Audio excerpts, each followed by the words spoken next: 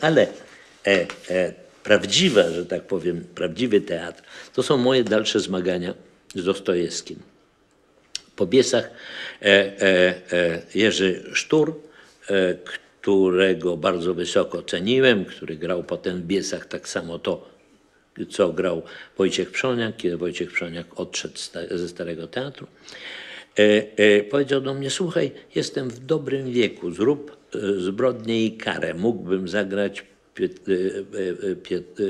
Porfirego Pietrowicza, to znaczy sędziego śledczego.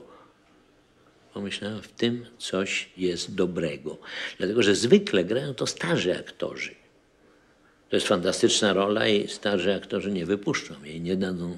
Natomiast pomysł, że oni są prawie rówieśnikami, ten właśnie zbrodniarz, który zamordował staruchę i teraz, że tak powiem, ukrywa to, a zamordował ją niby z powodów ideowych, i sędzia śledczy, który jest w tej samym prawie wieku, to jest dobry pomysł. Posłuchałem, co mówi do mnie Sztur, szybko zastanowiłem się, a wcześniej już myślałem o Zbrodni i karze, dlatego że myślałem o tym, że wiedziałem już jedną rzecz, mianowicie, że Dostojewski wymaga radykalnych, brutalnych zabiegów. Jest taki tekst Hamleta do matki, mówi, jak przychodzi do niej w 4. akcie. Mówi, żeby być dobrym, okrutnym być muszę.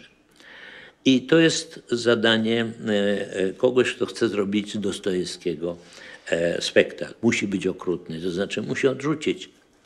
Ja wybrałem 3 przesłuchania. Porfiry Pietrowicz przesłuchuje Raskolnikowa, podejrzewając go o zbrodnię. No, ale my musimy wiedzieć, czy on zabił, czy nie zabił, ponieważ doszedłem do wniosku, że nie jest potrzebny początek, że zabija. Wręcz odwrotnie. My właśnie z tego dialogu mamy podejrzenie, jak to jest. 3 następne sceny, które dołożyłem pomiędzy nie, to są sceny z Sonią, do której on się przyznaje, że jest mordercą. No i my już wiemy, że on jest mordercą, a teraz patrzymy, jak on będzie się wił, jak on się wykręci, jak on będzie kłamał Porfiremu i jak Porfiry Pietrowicz swoim genialnym instynktem i inteligencją go, że tak powiem, przygwoździ. No i dzięki temu mogłem zrobić to, co jest koniecznie potrzebne. Mianowicie bohaterowie Dostojewskiego muszą dużo mówić. Tak mówi też jedna z postaci Biesów. Mówi, pozwólmy im dużo, to są głupcy, pozwólmy im dużo mówić. I jak oni mówią, zresztą przeczytałem studium Bachdina na ten temat i Bachdin mówi tak, że świadomość bohaterów Dostojewskiego jest zdialogizowana. Co to znaczy? To znaczy, że jak oni mówią, to sobie uświadamiają, do czego zmierzają. I jeżeli nie pozwoli mi się dużo mówić, no a ktoś, kto chce objąć całą akcję, powiedzmy Zbrodni i kary, no to musi poprzycinać dialogi. Natomiast ja, ponieważ pozbyłem się ogromnej części tej powieści, ograniczając się do tych przesłuchań i do scen z Sonią, dałem tekst dialogów in extenso. Wiedziałem już, że dialogi Dostojewskiego fantastycznie się sprawdzają jako dialogi mówione, że nie trzeba tu nic redagować. W związku z tym że tak powiem, czułem, jak dobrze się osadzają te postacie, jak buduje się prawdziwy konflikt i tak naprawdę pojawia się coś z prawdziwego Dostojewskiego. Jeszcze w dodatku z Krystyną pomyśleliśmy o tym, czy nie skorzystać by z pewnej sceny, której nie było w spektaklu, a która istnieje w Zbrodni i karze, mianowicie podglądanie.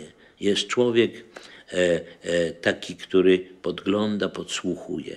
Jakby tu zrobić dla małej widowni to przedstawienie, bo nie chcieliśmy, czuliśmy, że oni inaczej będą grali dla małej widowni, niż jeżeli, tak jak w Biesach, muszą się przerzucić przez rampę daleko do widzów.